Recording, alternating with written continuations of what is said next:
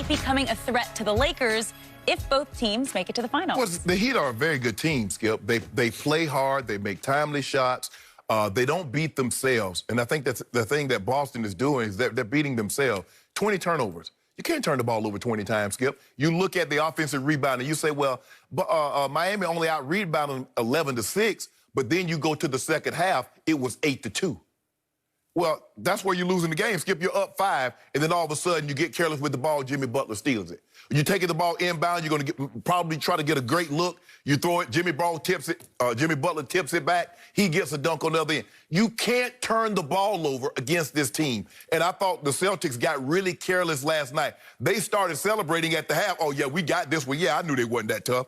Miami is a scrappy, tough, hard-nosed ball club. And, Skip, if you look at down the stretch, look at every shot that needed to be made. They made it. Dragic had a guy that had tights in his face, and he drained a 27. At the clock. Yes. I mean, that little lefty, they can't stop him. He's getting to the bucket, off the glass. You see Olynyk, he throws up a rainbow as time goes off the clock, and he banks it in. Sometimes, Skip, you just look to the coach. Coach, what do you want me to do? You see the man throw a 30-footer off the glass with time running out. The Heat's nothing to be played with. They took down the team that had the best record in all of basketball, and they took them down in 5 games. And they made the guy that's probably going to win the MVP look very mundane, very average, very ordinary. They have the ability to do that. That zone caused Milwaukee problem. But, Skip, if you look at the Celtics, they had 3 guys. They had 3 guys with 21 or more points. I don't really know. They shot 50% from the floor. They shot 35% from the 3. But where they're losing the ball game is turnovers. You can't give a team that plays as hard as Miami, that shoots the 3 as well as Miami, you cannot give them extra cracks at you. Because if you do, they're going to beat you. I don't believe the Lakers, at this juncture, you're at the Final Four. You know all 4 teams are damn good. And you know if you don't play your best, you're going to get beat because, Skip, you've taken the element of home court really out of it. You're basically in an empty gym with family and friends watching you play. That's what this is. And so can Miami beat the Lakers? Yes.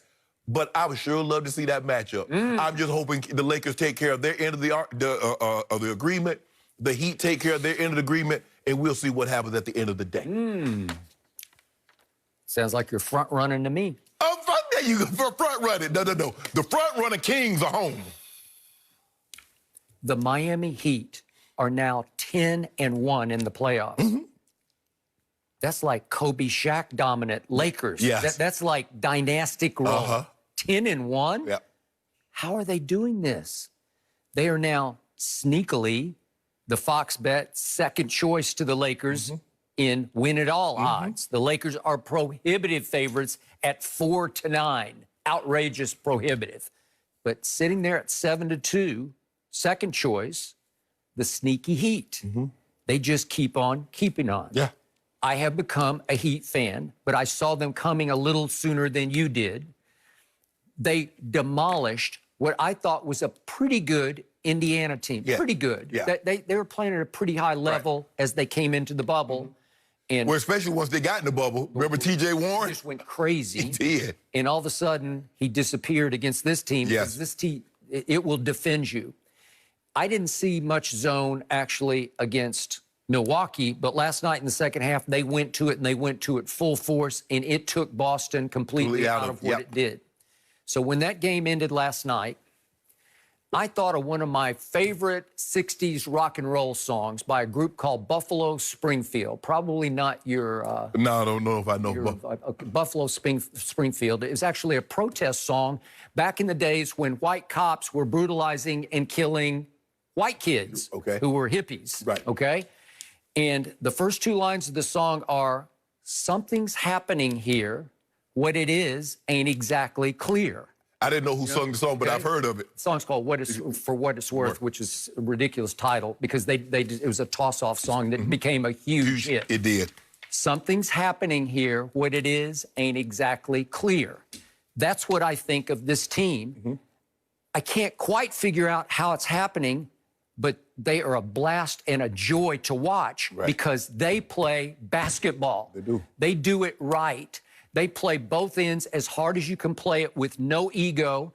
They have lots of cogs, and Jimmy Butler can score 14 points last night and be totally content because he made several plays down the stretch that won the game. And that's what should be concerning to the Boston Celtics. You had a 17-point lead. Their best player only had 14 points, and you still couldn't hold on. Correct. So if I look at the final box, and I didn't know the final score, I would think Boston won fairly easily because I'm looking at, you pointed out, they shot 50%. They shot 10 more free throws. They had 3 more rebounds. There is that one little category over to the far right, 20-9 turnovers. Yep. Okay, so that's the difference in the game. Yep.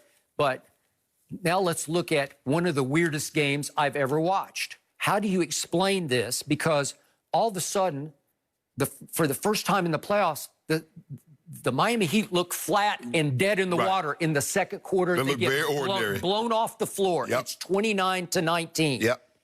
And then they turn it right around, playing zone in the third quarter, and they blow the Celtics off the floor 37-17. Correct. That's impossible. Yep. The Celtics are too good. Yes. I remind everybody, the Celtics have been favored in each of the first 3 games. Right. Game 3 is about to be played. But they were 3-point favorite in game 1, 2.5 last night, and they're 3 again for game 3. Right.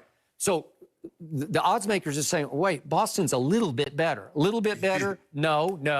They're down 2-0. Right. So then what happens?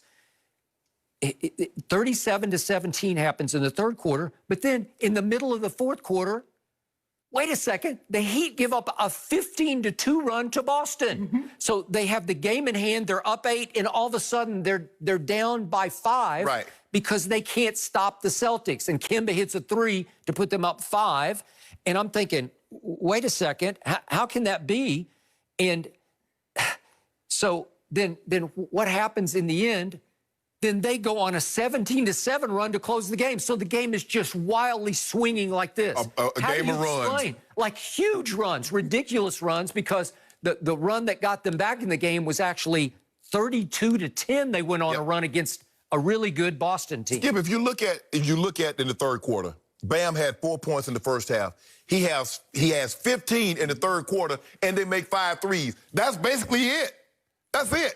They make 5 threes, and bam. Okay, but bam, they give up a 15-2 run, and they're down 5 with 4:15 left. And I'm thinking, you're dead again. Yeah. You're done. I mean, right? because Skip Bam is getting and-ones. Yeah. I mean, he's dunking and-one. He's laying it up off the glass and-one. And it's like they're gonna have to find a way to do something with Bam. Yep. I mean, But look, he's a player, man. He's a basketball player. He does it. He does it all. He's really, they say Jimmy, but it's really Bam, because Bam does it all. Bam rebounds, he blocks shots, he picks and set great picks, he rolls to the back, pick and roll. So Bam does some of everything. Now Jimmy, they follow Jimmy's lead. Jimmy is the guy that says, okay, calls the huddle, he's the quarterback. Okay, stop the bull jive. Let's go play basketball. Their mental stability comes from him because he's a made man. Yes. Not that he's won championships, but he's been in big games. Right. And he's seen as